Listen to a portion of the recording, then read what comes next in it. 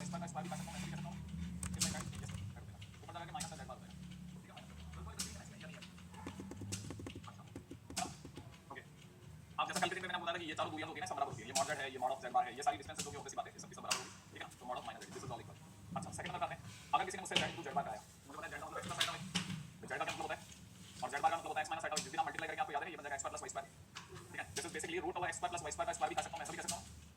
और root of x plus y square होता है मॉड z, तो this is mod z square, right है। तो आपको सीधे सीधे याद रखना है, आपको ये सब नाम नहीं याद रखना है, आपको तो सीधा याद रखना है कि अगर किसी ने लिखा z z बार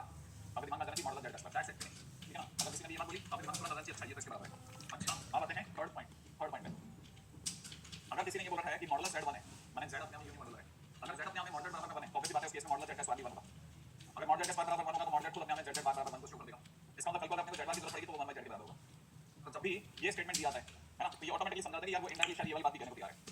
ये वाली बात भी वो शायद कहने को तैयार है, याद रखना भी है ना। कल को अगर वो मॉड z1 दे रहा है तो इसका मतलब ऑब्वियसली बात है कि वो z bar 1 by z design है। नेक्स्ट पॉइंट अगला पॉइंट है। अच्छा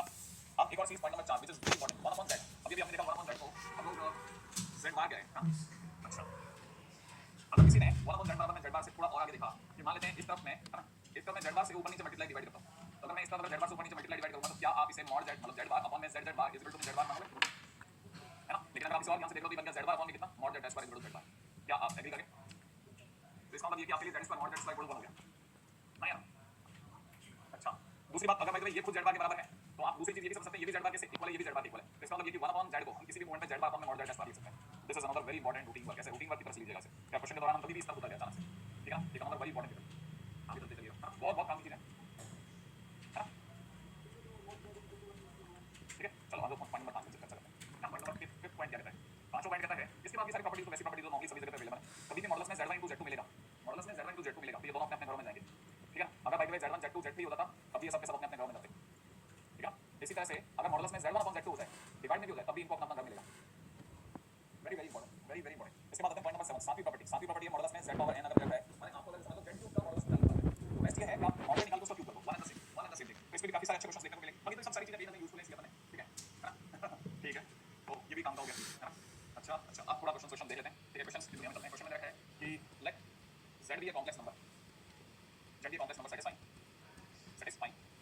ठीक है। और यहाँ है z क्यूब प्लस b का होल स्क्वायर इज -16, देन आपको बताना है मॉडल कितना होगा, z क्यूब प्लस b का होल स्क्वायर इज -16, देन इसकी क्या वैल्यू। आई एक्सपेक्ट ये तो समझ आएगा कि z क्यूब प्लस b का स्क्वायर वैसे ज्यादा है तो वहां का रूट काटने के लिए रूट में -16 मतलब -16 है। इसका मतलब मैं यहाँ कह सकता हूँ कि z cube plus b is equal two plus -4 आएगा, हो गया, ठीक है। और ऐसा हो गया तो मैं इसे दो से करता हूँ, एक से मैं प्लस करते हैं, यहाँ से देखा z cube plus b is equal to +4 आएगा और यहाँ से देखा z cube plus b is equal to -4 आएगा, राइट। इसका मतलब यहाँ से z cube is equal to 4 आएगा -3 दिख रहा है। अच्छा यहाँ से z cube is equal to -4 आएगा -3 दिख रहा है, राइट। अच्छा अब ये मॉडल तो बेटा ये है कि मैं यहीं मॉडल का क्यूब करूँ, मतलब मैं मॉडल का क्यूब करने के बाद मॉडल मिलेगा, इधर वाला मॉडल कितना होगा 5, इधर उसका मॉडल का क्यूब है, ये बात है इसी वजह से। तो यहाँ से मॉडल मॉडल जोड़ के निकाला 5 बार मॉडल, अब जाएगा एक नंबर देख रहे हैं। अगर मैं दोनों का मॉडल्स लेता हूं, मतलब मॉडल में 5 को ऐड करना है, इसका मॉडल कितना होगा 5 ओके, इसका मॉडल लेते हैं लेके 5 बार मॉडल, इन दोनों केसेस में पहली मॉडल का रिजल्ट निकला 5 बार, ठीक है। अच्छा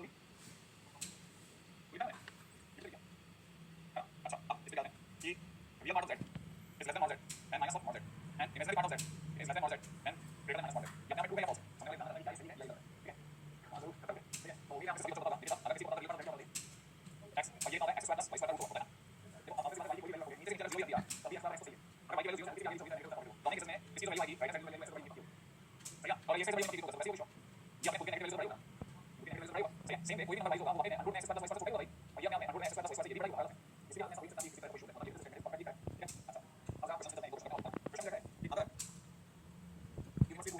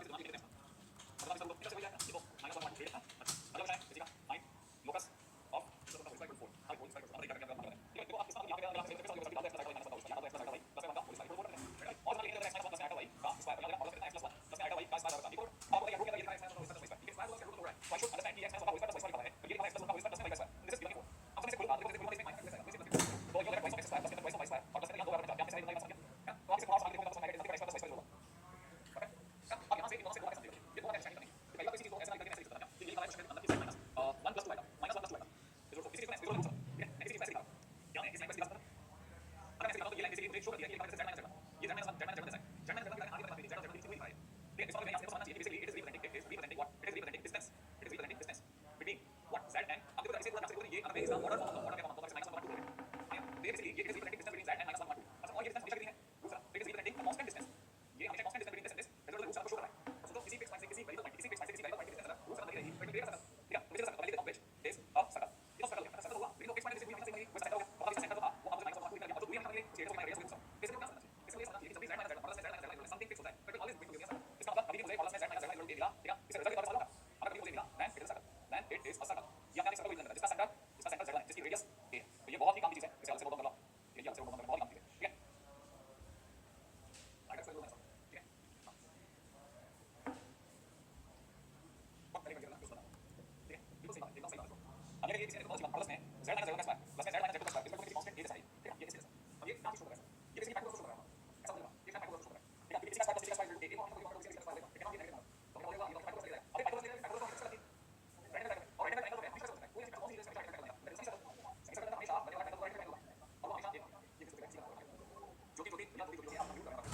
ये हमेशा फैक्टर शो करेगा फैक्टर शो करेगा 100% है ये सर्कल है आप सर्कल से सर्कल बराबर नहीं चल रहा तो ये बेसिकली ये direct form circle direct form of circle ये डायरेक्ट फॉर्म सर्कल कैसे शो करना अगर इसके बेसिकली यहां पे ये जो बहुत अच्छी है मतलब आपने जो मेरे जो बेसिकली अगर इसमें z माइनस लिखना है z माइनस उसका ये जो जाएगा वो ऐसे करना चाहिए